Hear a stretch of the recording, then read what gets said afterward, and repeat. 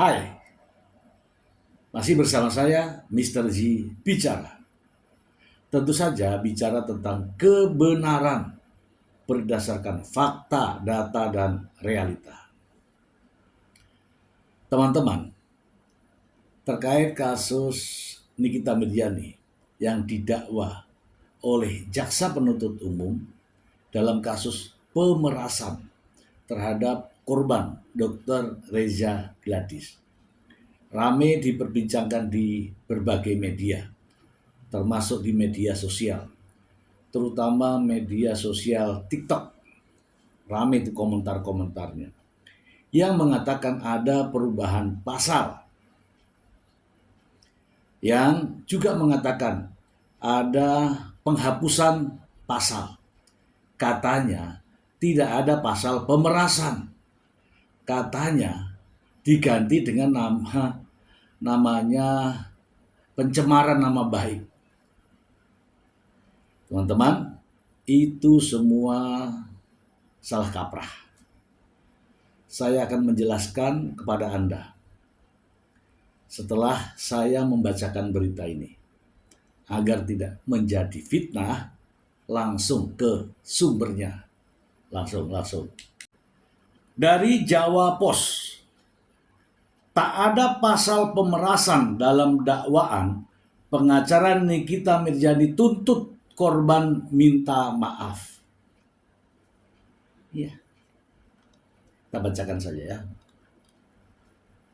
Jawa Poskom, Fahmi Bahmid selaku kuasa hukum Nikita Mirzani bisa sedikit bernapas lega atas dakwaan yang dibacakan jaksa penuntut umum JPU dalam sidang dakwaan yang berlangsung pada hari Selasa 24 Juni 2025 di Pengadilan Negeri Jakarta Selatan.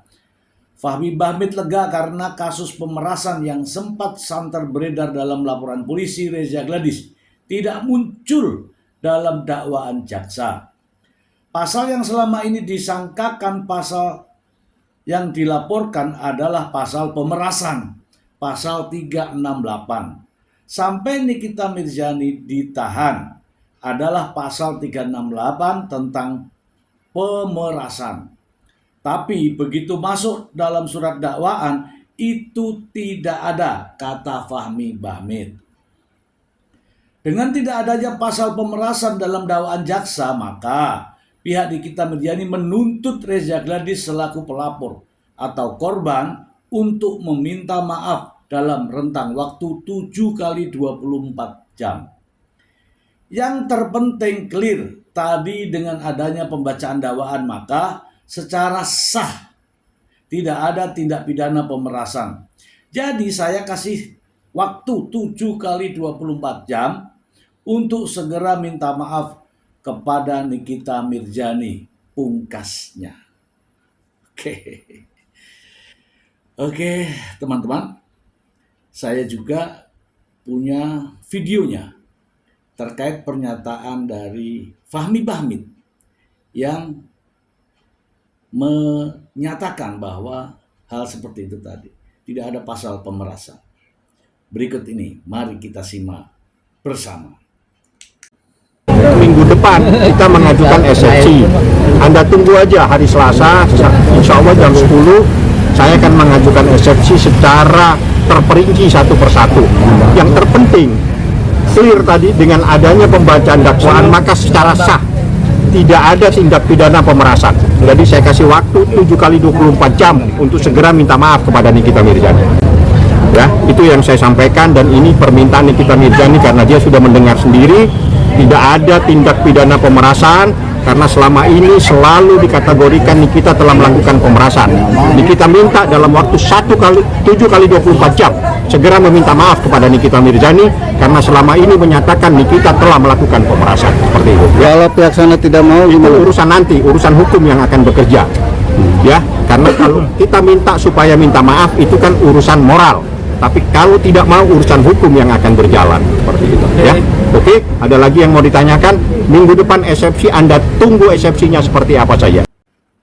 Saya yakin video inilah yang membuat teman-teman ya, para netizen ya, fan-fan daripada Nikita Mirzani rajin berkomentar terkait dengan hal ini. Katanya tidak ada pemerasan ya dari video ini. Begini teman-teman, sebenarnya saya nggak enak, saya ngasih tahu itu nggak enak. Pak Fahmi Bahmid itu pengacara senior, sudah malang melintang di berbagai perkara. Tetapi kok nggak tahu ya kalau di situ ada pasal pemerasan. Saya mengatakan bahwa jelas dalam dakwaan jaksa ya ada pasal terkait dengan pemerasan. Pasal pemerasan itu hanya ada dua, ya, 368 dan 369. Di proses penyidikan mungkin ya tercatat di situ, tertulis di situ, tertuang di situ pasal 368. Kemudian jaksa penuntut umum meneliti kasus ini dan ternyata persesuaiannya dengan pasal 369. Gitu ya. Saya tidak mengajari Pak Fahmi Bahmid, tidak. Saya hanya menyampaikan bahwa dalam dakwaan jaksa ada tertuang pasal 369 ayat 1 KUHP. Secara umum, secara keseluruhan dakwaannya adalah pasal 45 ayat 10 untuk pasal 27B ya, ayat 1, kemudian junto pasal 55 ayat 1 ke 1, kemudian pasal 369, pasal 369 ayat 1, KUHP, junto pasal 55 ayat 1 ke 1. Kemudian Undang-Undang Nomor 8 Tahun 2010 pasal 3 pasal 3 tentang tindak pidana pencucian uang. Saya kira sudah clear ya. Kemudian mungkin Anda bertanya-tanya, kenapa pasal 368 diganti dengan pasal 369? Teman-teman mungkin bertanya-tanya di situ ya. 368 tentang pemerasan dengan ancaman kekerasan atau dengan kekerasan, yang 369 itu dengan ancaman membuka rahasia atau pencemaran baik secara lisan maupun secara tulisan. Bukan pencemaran nama baik, bukan. Jadi pencemaran baik secara lisan maupun tulisan. Saya ingin bacakan saja supaya teman-teman semua ya setidak-tidaknya lebih yakin ya. Berikut ini. Ini ya teman-teman ya, ini pasal 368 KUHP ayat 1. Barang siapa dengan maksud untuk menguntungkan diri sendiri atau orang lain secara melawan hukum memaksa seseorang dengan kekerasan atau ancaman kekerasan untuk memberikan barang sesuatu yang seluruhnya atau sebagian adalah kepunyaan orang itu atau orang lain, atau supaya membuat hutang maupun menghapuskan piutang, diancam karena pemerasan dengan pidana penjara paling lama 9 tahun. Ini pasal 368. Selanjutnya ya, ini kita bacakan langsung aja ya, pasal 369.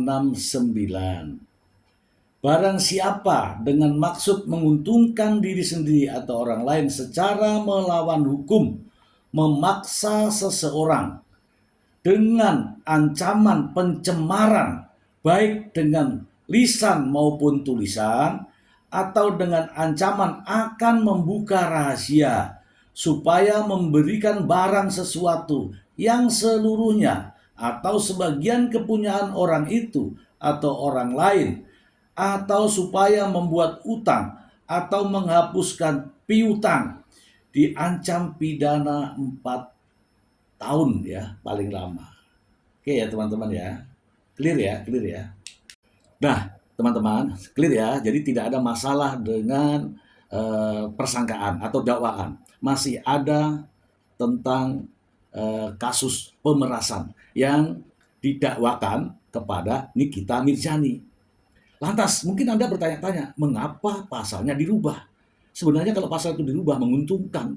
Kenapa? Karena ancaman hukumannya lebih rendah. Oke, kalau terkait dengan penggantian pasal yang relevan ya, tentu saja yang relevan, yang dengan tindak pidana yang sama, bukan tindak pidana yang berbeda, tetapi tindak pidana yang sama. Ini adalah kewenangan jaksa. Kewenangan jaksa.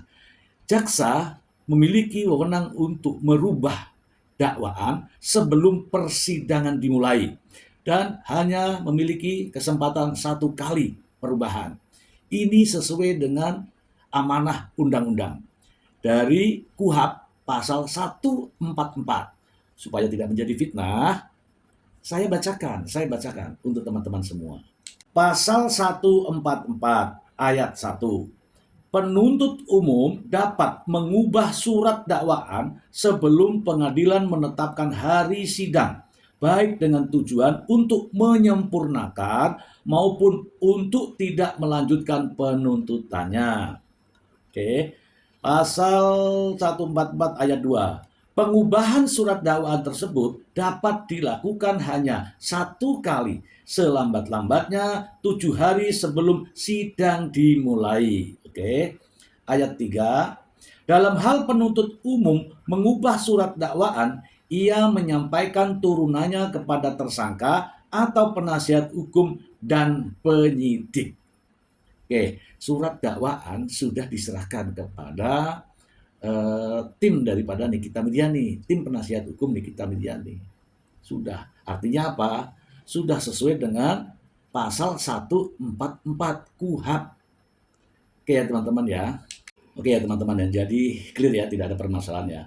Kalau 368 pemerasan ya dengan kekerasan, kemudian karena pandangan jaksa penuntut umum, oh ini tidak ada kekerasannya, dirubahlah menjadi pasal 369, tapi masih kaitannya dengan pemerasan. Masih satu embrio pemerasan, tidak ada masalah. Teman-teman mungkin akan marah kalau pemerasan dirubah ya, misalnya 368 dirubah menjadi 338, nah itu berbeda. Pemerasan dirubah dengan pasal pembunuhan, nah itu berbeda. Tapi kalau pemerasan dengan pemerasan masih satu embrio.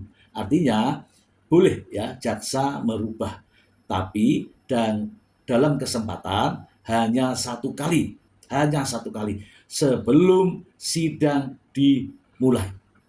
Itu saja teman-teman, semoga apa yang saya sampaikan ini masuk di akal ya. Masuk di akal. Kalau belum masuk di akal ya mandi dulu baru mendengarkan. Semoga informasi ini bermanfaat. Terima kasih. Bye.